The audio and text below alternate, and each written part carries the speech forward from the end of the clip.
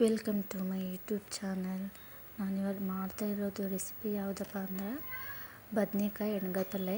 ಅದಕ್ಕೆ ಏನೇನು ತೊಗೊಂಡಿದ್ದೀನಿ ಅಂದ್ರೆ ಅರ್ಧ ಬಟ್ಲಷ್ಟು ಕೊಬ್ಬರಿ ತೊಗೊಂಡಿದ್ದೀನಿ, ಸ್ವಲ್ಪ ಬೆಳ್ಳುಳ್ಳಿ, ಸ್ವಲ್ಪ ಕೊತ್ತಂಬರಿ ಹಾಕ್ತಾಯಿದ್ದೀನಿ, ಮತ್ತು ಸ್ವಲ್ಪ ಹಸಿ ಶುಂಠಿ, ಮತ್ತು ಸ್ವಲ್ಪ ಒಂದು 5-6 ಹಸಿಮೆಣಸಿನ್ಕಾಯಿ, ಮತ್ತು ಸ್ವಲ್ಪ ಕೊತ್ತಂಬರಿ ಕಾಳು, ಸ್ವಲ್ಪ ಜೀರಿಗೆ, ಸ್ವಲ್ಪ ಕರಿಮೆಣಸು, ಒಂದು 4-5, ಒಂದು 2 ಲವಂಗ ಹಾಕ್ತಾಯಿದ್ದೀನಿ, ಮತ್ತು ಒಂದು ಚೂರಷ್ಟು ಚಕ್ಕೆ, ಮತ್ತು ನಮಗೆ ರುಚಿಗೆ ಎಷ್ಟು ಬೇಕೋ ಅಷ್ಟು ಉಪ್ಪು ಹಾಕ್ತಾಯಿದ್ದೀನಿ. ಈಗ ಮಿಕ್ಸಿ ಮಾಡ್ಕೊಂಡು ಇಟ್ಕೊಂಡಿದ್ದೀನಿ. ಮತ್ತು ಬದ್ನೆಕಾಯಿ ತೊಗೊಂಡಿದ್ದು ಈ ಥರ ಮುಳ್ಳು ಇರಬೇಕು ಬದ್ನೆಕಾಯಿ ಎಲ್ಲ. ಅದನ್ನು ತುದಿ ಕಟ್ ಮಾಡಿ ಒಂದು 3-4 ಭಾಗ ಕಟ್ ಮಾಡಬೇಕು. ಈ ಥರ ತುದಿ ಇರುತ್ತಲ್ಲ, ಸ್ವಲ್ಪ ಚೂಟು ಕಟ್ ಮಾಡ್ಬೇಕು. ಅದನ್ನ ನೋಡಿ, ನಾನು ಒಂದು 6 ಭಾಗ ಆಗುವಷ್ಟು ಹೆಚ್ಚುತ್ತಾ ಇದ್ದೀನಿ. ಈ ಥರ ಹೆಚ್ಚಿದ್ರೆ ನಾವು ಬದ್ನೆಕಾಯಿ ತಿನ್ನುವಾಗ ಚೆನ್ನಾಗಿ ಒಂದೊಂದೇ ಪೀಸ್ ಚೆನ್ನಾಗಿ ಕೈ ಸಿಗ್ತೈತಿ. ಇಲ್ಲ ಅಂದ್ರೆ 4 ಪೀಸ್ ಮಾಡಿದ್ರೆ ಅದು ದೊಡ್ಡದು ಅನ್ನಿಸ್ತೈತಿ. ನೀವು 4 ಆದರೂ ಮಾಡ್ಬೋದು, ಇಲ್ಲ 6 ಆದರೂ ಮಾಡ್ಬೋದು, ನಿಮ್ಮ ಇಷ್ಟ ಪ್ರಕಾರ ಮಾಡ್ಕೋಬೋದು. ಈ ಥರ ಹೆಚ್ಕೊಂಡ್ವಿ ಅಂದ್ರೆ ನಮಗೆ ಬದ್ನೆಕಾಯಲ್ಲಿ ಹುಳು ಇತ್ತು ಅಂದ್ರೆ ಮತ್ತು ಹುಳುಕ್ಕಿದ್ವು ಅಂದ್ರೆ ಜಲ್ದಿ ಗೊತ್ತಾಗ್ತೈತಿ. ಅದಕ್ಕೋಸ್ಕರ ನಾನು ಈ ಥರ ಮಾಡ್ಕೊತೀನಿ. ಮತ್ತು ಮಸಾಲೆಗೆ ನಾನು ಅರಿಶಿನ ಪುಡಿ ಹಾಕಿದ್ದೀನಿ, ಮತ್ತು ಸ್ವಲ್ಪ ಈರುಳ್ಳಿನ ಡೈರೆಕ್ಟಾಗಿ ಹೆಚ್ಚಿ ಹಾಕ್ತಾಯಿದ್ದೀನಿ. ನಿಮ್ಗೆ ಬೇಕಾತಂದರೆ ಒಗ್ಗರಣೆಗೆ ಡೈರೆಕ್ಟಾಗಿ ಹಾಕೋಬೋದು. ನಾನು ಈ ಥರ ಮಾಡಿದ್ರೇ ಇಷ್ಟ ಆಕೈತಿ. ಈ ಥರನೂ ಚೆನ್ನಾಗಿ ಟೇಸ್ಟ್ ಆಕೈತಿ. ಮತ್ತು ಈಗ ನಾನು ಒಂದೊಂದೇ ಬದ್ನೆಕಾಯಿಗೆ ಮಸಾಲಾನ ಯಾವ ಥರ ತುಂಬ್ತೀನಿ ನೋಡಿರಿ.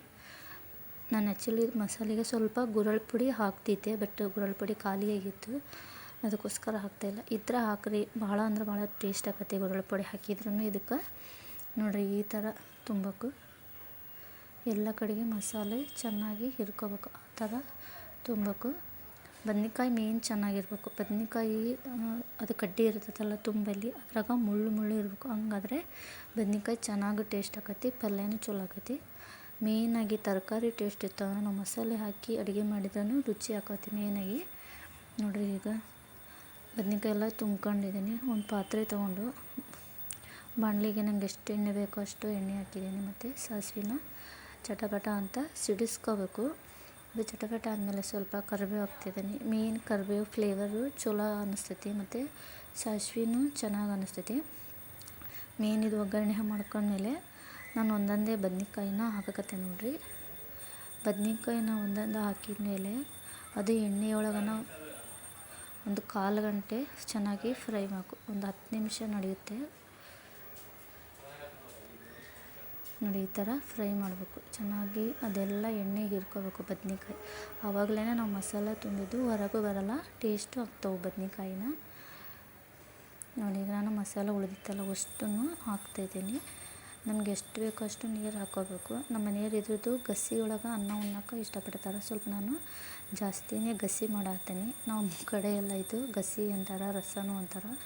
ನೋಡಿ, ನಮ್ಗೆ ಎಷ್ಟು ಬೇಕಷ್ಟು ಮಾಡ್ಕೊತಿದ್ದೀನಿ. ಈಗ ಇನ್ನೂ ಸ್ವಲ್ಪ ಬದ್ನೆಕಾಯಿ ಬೇಯಬೇಕು. ನೋಡಿ, ಇಷ್ಟು ರಸ ಆಗ್ತೈತಿ. ಇನ್ನು ಕುದ್ಮೇಲೆ ಸ್ವಲ್ಪ ಗಟ್ಟಿ ಆಕೈತದು, ಅದಕ್ಕೆ ನಾನು ಇಷ್ಟು ನೀರು ಹಾಕ್ಕೊಂಡೇನಿ. ನಾನು ಈಗ ಸ್ವಲ್ಪ ಬೆಲ್ಲ ಹಾಕಕತ್ತೆ ನೋಡಿರಿ, ಉಪ್ಪು ಖಾರ ಬ್ಯಾಲೆನ್ಸ್ ಆಗಲಿ ಅಂಥೇಳಿ. ನೀವು ಬೇಕಂದ್ರೆ ಟೇಸ್ಟ್ ಭಾಳ ಅಂದ್ರೆ ಭಾಳ ಚಲೋ ಆಕತಿ. ನಾವು ಈ ಥರ ತರಕಾರಿ ಪಲ್ಯಕ್ಕೆ ಬೆಲ್ಲ ಹಾಕಿದ್ರೆ ಟೇಸ್ಟ್ ಅಂತೂ ಭಾಳ ಚಲೋ ಆಕತಿ. ಬದ್ನೆಕಾಯಿ ಯಾವ ಥರ ಬೆಂದೈತಿ ಅಂತ ಗೊತ್ತಾಗ್ಬೇಕಂದ್ರೆ ಈಗ ಒಂದು ಚಾಕು ತೊಗೊಂಡು ಚುಚ್ಚಬೇಕು. ಆವಾಗಲೇ ಅದು ಮೆತ್ತ ಸಾಫ್ಟಾಗಿ ಹೋಗ್ತೈತಿ.